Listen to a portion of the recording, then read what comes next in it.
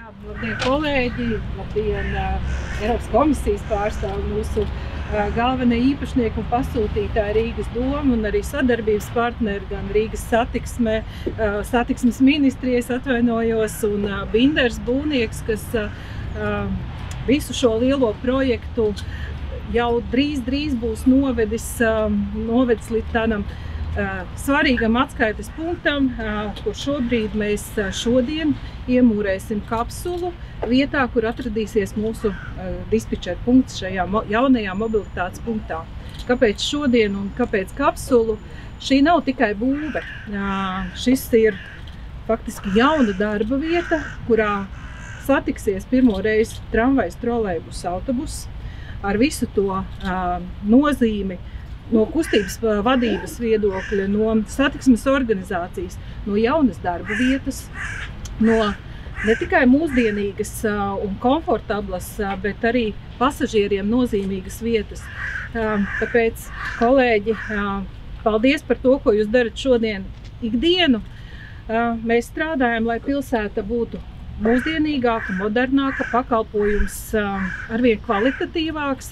Un to nevar izdarīt bez visu mūsu kopējām pūlēm un atbalsta gan no Eiropas komisijas, jo šis ir ļoti liels projekts, kuru finansē Eiropas Savienības fonds, gan no pašvaldības puses, gan no pilsētu plānošanas, attīstības atbalsta, tehnisko darbiem un organizācijas. Tāpēc liels paldies visiem par to, kas jau izdarīts līdz šim brīdim. Paldies Binderam par ļoti kvalitatīvu un termiņos iekļaujošos darbu organizāciju, un tā turpināsim līdz nākošā gada maijam, kad mums šis projekts ir pilnībā jāpabeidz. Šodien savā ziņā ir svētki, gribu apsveikt Rīgas satiksmi un Rīgas pašvaldību ar šī nozīmīgā projekta būvniecības uzsākšanu, dispečera punktu, bet mēs jau redzam, ka darbi ir procesi arī pārējās komponentēs. Bet jā, arī mums Eiropas komisijā atvesļošanās noturības fonds ir ļoti svarīgs instruments. Un kāpēc tas ir svarīgs? Tāpēc, ka tas iegulda tajās prioritātēs, kuras ir svarīgas gan Eiropai, gan arī Latvijai. Un skaidrs, ka zaļāks transports ir viena no būtiskām prioritātēm, jo arī, ja mēs skatāmies uz Rīgu, Rīga ir viena no 100 klimatneitrālajām pilsētām Eiropā, un tas ir ļoti labs piemērs, kādā veidā tad mēs arī ejam uz šo klimatneitralitāti. Šodien arī vēl ļoti svarīga diena Eiropas komisijai. Droši vien vēlāk ziņās skatīsieties, ka Eiropas komisija šodien prezentēs savu priekšlikumu nākamajam Eiropas Savienības daudzgadu budžetam 28. un 34. gadam. Un, manuprāt, no Latvijas viedokļa, veiksmīgi īstenojot projekts un demonstrējot spēju finansējumu ne tikai apgūt, bet arī gudri investēt, ir ļoti labs piemērs, kā arī cīnīties par pietiekam būtisku daļu Eiropas Savienības budžetā nākotnē. Tā kā vēlreiz apsveicu, un arī darbinieki varēs strādāt ļoti labos apstākļos, kā jau Innus kundze teica, tā kā super. Gaidīsim projekta atklāšanu. Labdien visiem! Apsveicu šodien jūs ar šo ļoti nozīmīgo brīdi. Satiksmes ministrija ir ļoti gandarīta, kad piesaistot Eiropas fondu finansējumus ļoti nepieciešamai satiksmes infrastruktūrai, mēs varam radīt ilgtspējīgus pilsētvides risinājumus, lai cilvēkiem sniegtu izvēli izmantot sabiedrisko transportu arvien vairāk, lai cilvēkiem sniegtu izvēli par labu ilgtspējīgai pilsētvidei. Un tas ir ļoti nozīmīgi, lai mēs sasniegtu ilgtspējīgas pilsētvides mērķus un uzdevumus. Tāpat arī satiksmes ministrija noteikti norāda, un Rīga kā pilsēta var būt piemērs citām pašvaldībām, kā veiksmīgi sadarbojoties mēs varam šādu projektus attīstīt. Un šis noteikti ir viens no piemēriem kopējā Latvijas ilgtspējīgas mobilitātes attīstībā sabiedriskajā transportā visiem iedzīvotājiem.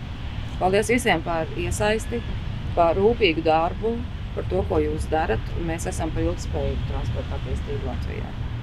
Es esmu tiešām pagodināta būt šodien šeit, tik ļoti nozīmīgā brīdī, kurš ir unikāls ne tikai ar to, ka šis ir pirmās mūsdienā izbūvētās no jauna izbūvētās sliedes, bet arī ar to, ka šeit satiksies visas sabiedriskā transporta veidi, gan tramvajs, gan trolejbus, gan autobus, un tepat ir arī Šķirotavas dzelzceļa stacija.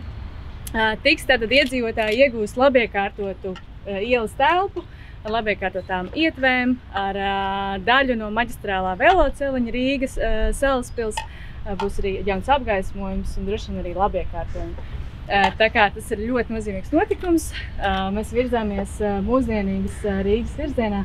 Tā kā milzīgs paldies visiem, kas pie šī ir strādājuši un iesim kopā uz priekšu. Lieliem sodiem. Paldies! Vēl nesen pieskrūvējām pirmo sliedi, ja? Pašreiz jau tur braucot garām var redzēt jau 2 sliežu ceļus, kur jau ir posms izbūvēts.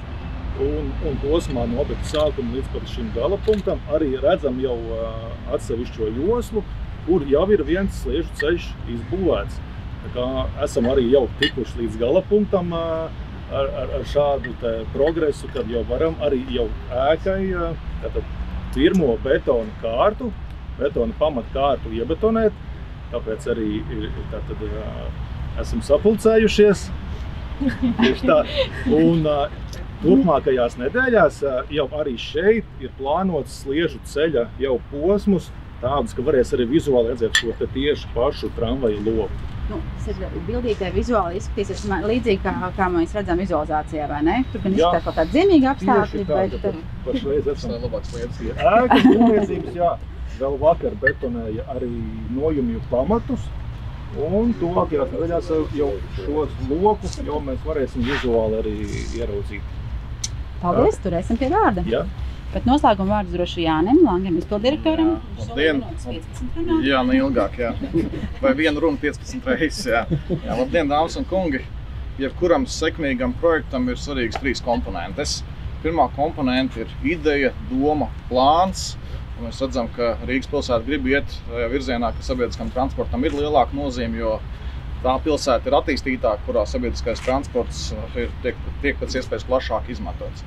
Otra nepieciešamā komponente ir resursi, un te jāsaka paldies Eiropas komisijai un satiksmes ministrijai par iespēju piesaistīt šos Eiropas Savienības fondu līdzekļus.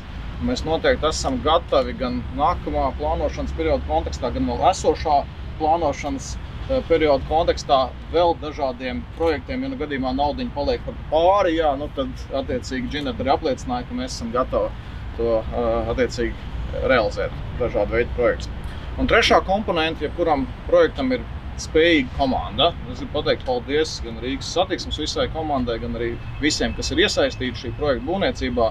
Man ir tiešām prieks dzirdēt, ka iekļausies 3 komponentēs laikā, naudā un kvalitātē, un to es arī novēlu, lai pēc nepilna gada varam visi veiksmīgi pārgriezt sarkano lentīti. Paldies! Parādīšu, ka te ir tiešām iekšā vēstījums nākamām paudzēm, kurā ir ievietots gan mūsu pēdējais Rīgas satiksmes laikraksts, gan pēdējais avīzīte, konkrētais dienas laikraksts, Latgales josta, par cik mēs atrodamies Latgales priekšpilsētā uz Latgales ielas, simboliski. Un vēl es no rīta, kad pirku avīzīti, es ieraudzīju, ka tieši šodien ir iznākusi arī Ievas padoma avīze, un man gribējās jaukt arī viņu humoram nākamajām paudzēm. Tad tur arī ir padoma avīzīte. Vēl šeit es saņēmu tikko arī vēstījumu no strateģiskās vadības daļas, kas tieši cītīgi strādā ar visu projektu vadību. Tā kā mēs ieliksim arī to iekšā. Un tad vēl Rīgas tiksmes nozīmīga. Tas arī ir viss šai reizei. Tā kā mēs varam droši skrūvēt. Tas ir diezgan tāds smaga lieta. Jāstāv mūžīgi. Jā. Šajā vietā daudzus gadus. Tā kā dosimies iemūrēt. Es domāju, man ir aicinājums ne tikai viesiem, ne tikai mums vadībai, bet arī visiem kolēģiem, darbiniekiem, kuri šeit strādās uz šiem pamatiem, kuri nodrošinās transporta kustību ikdienu nākošos 50 gadus.